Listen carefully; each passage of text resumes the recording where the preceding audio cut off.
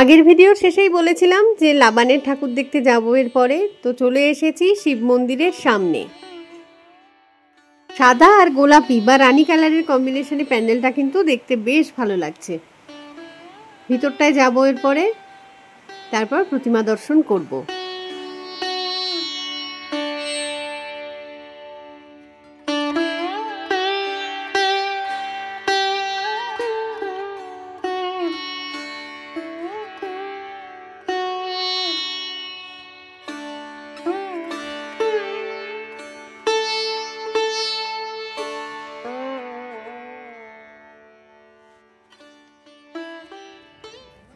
শিব মন্দির থেকে বেরিয়ে এখন যাচ্ছি লাবান হরিসভাতে। তো অনেকগুলোই এরকম সুন্দর সুন্দর লাইটিং কিন্তু চোখে পড়ছে, তাড়াহুড়োর চোটে সবগুলো আমি ক্যামেরাবন্দি আর করতে পারছি না।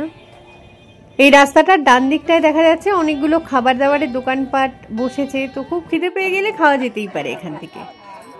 তো যেটা বলার আর কি, যে পুজো আসছে এটাই কিন্তু আনন্দের।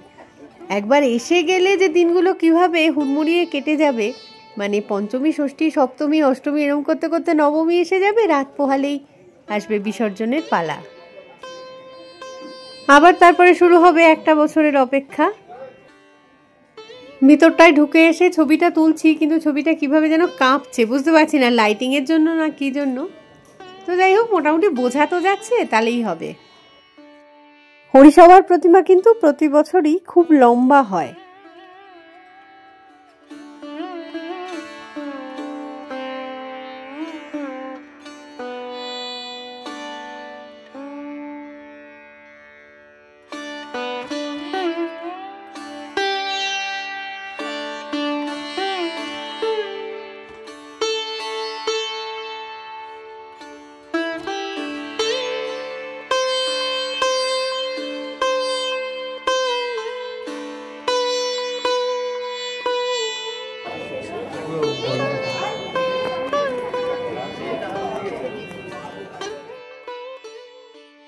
হরিসভা থেকে বেরিয়ে এখন আমরা চলেছি নামঘরের দিকে। তো এসেই গেছি প্রায়, এই যে ডান দিকেই রয়েছে মন্দিরটা।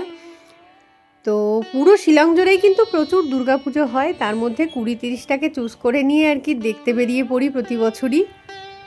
যে এরিয়াগুলোতে ধরো বাঙালিরা রয়েছে, নেপালিরা রয়েছে, সবাই কিন্তু এই দুর্গাপুজোয় পার্টিসিপেট করে, ফলে ওই এরিয়াগুলোতেই দুর্গাপুজো হয়। আর কালী পুজোও হয়, তবে কালী পুজোটার সংখ্যা একটুখানি কম, কারণ শুধুমাত্র বাঙালিরা রয়েছে যে জায়গাগুলোতে, যেমন রিঞ্ঝা, এই লাবান, তারপরে পোলোতেও রয়েছে কিছু, তো সেই জায়গাগুলোতেই মেনলি কালী পুজোটা হয়। এখানকার পুজোর আয়োজন কিন্তু বেশ ভালো লাগলো। এবার নামঘর থেকে বেরিয়ে আমরা সোজা চলে যাব কেন স্ট্রেসের উদ্দেশ্যে।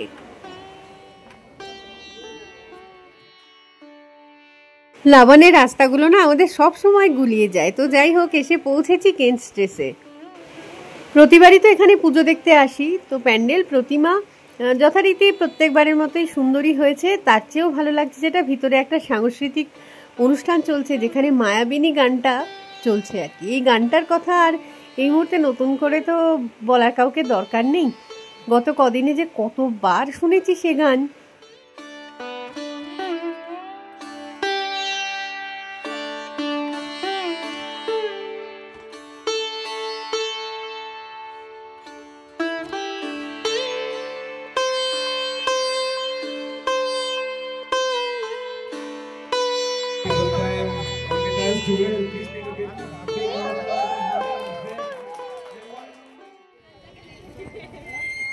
এই দেখো, হঠাৎ কলোনিতে চলে এসেছি, আর এই প্যান্ডেলটাও কি সুন্দর সাজিয়েছে। মানে রাজস্থানী সেই ছাতাগুলো হয়, সেগুলো দিয়ে একটা বেশ ইউনিক ডেকোরেশন করেছে, ভালো লাগছে কিন্তু বেশ দেখতে।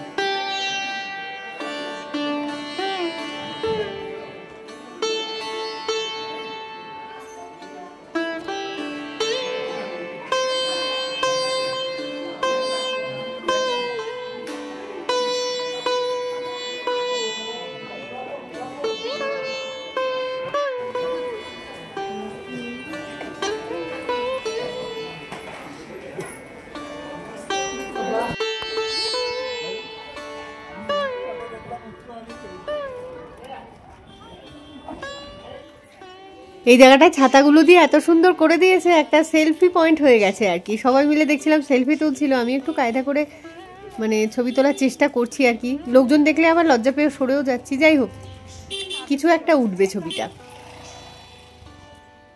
তো যাই হোক, এবার এখান থেকে বেরিয়ে যাচ্ছি।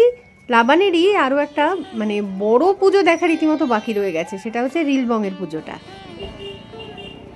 এই যে রিলবঙের পুজোর গেট, উল্টো দিকে হচ্ছে রবীন্দ্রনাথ ঠাকুরের বাড়ি, জিতভূমি, সেগুলো আর আজকে দেখালাম না অন্ধকারের মধ্যে। তো এবার সামনের রাস্তা দিকে এগোচ্ছি আর কি। তো লাইটিংয়ের মাঝখান দিয়ে চলতে চলতে পৌঁছে যাব রিলবঙের পুজো মণ্ডপে। ওখানে গণেশ মন্দির রয়েছে, প্রতিষ্ঠিত মন্দির আর কি, রেগুলার পুজো হয় যেখানে, সেখানেরই একতলাটায় দুর্গা পুজো হয়।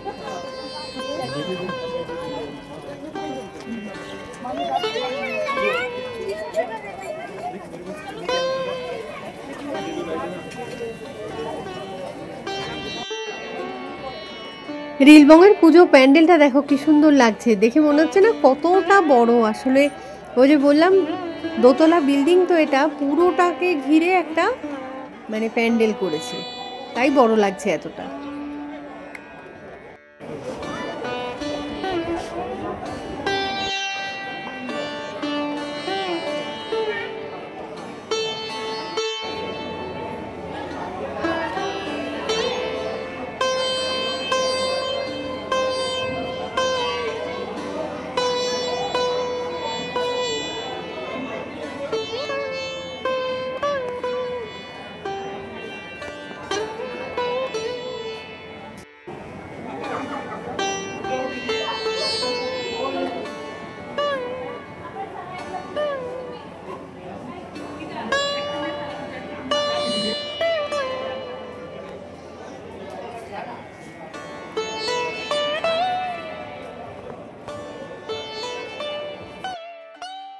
শিলংয়ের বেশিরভাগ পুজো মণ্ডপেই তো আমরা দেখি যে কুমোরটুলি থেকে মূর্তি এনে পুজো করা হয় আর কি, কিন্তু এই রিলবঙে সেটা হয় না। মৃৎশিল্পীরা এখানে বসেই মূর্তি তৈরি করেন এবং সেই মূর্তি তারপর পুজো হয় এখানে।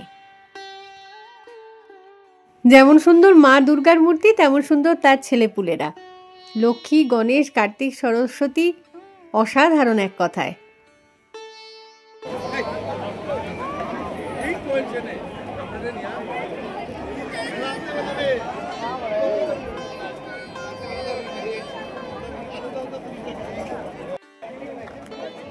রয়েছে এখানে অনেকগুলো খাবার দাবারের দোকান, তার সাথে সেই দোকানগুলোতে ভিড়ও রয়েছে প্রচুর পরিমাণে।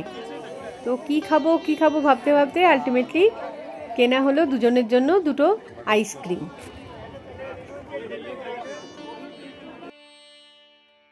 তো লাবান এরিয়ার পুজো দেখা কমপ্লিট করে এখন আমরা চলে যাচ্ছি পুলিশ বাজার এরিয়ার পুজোগুলো দেখতে।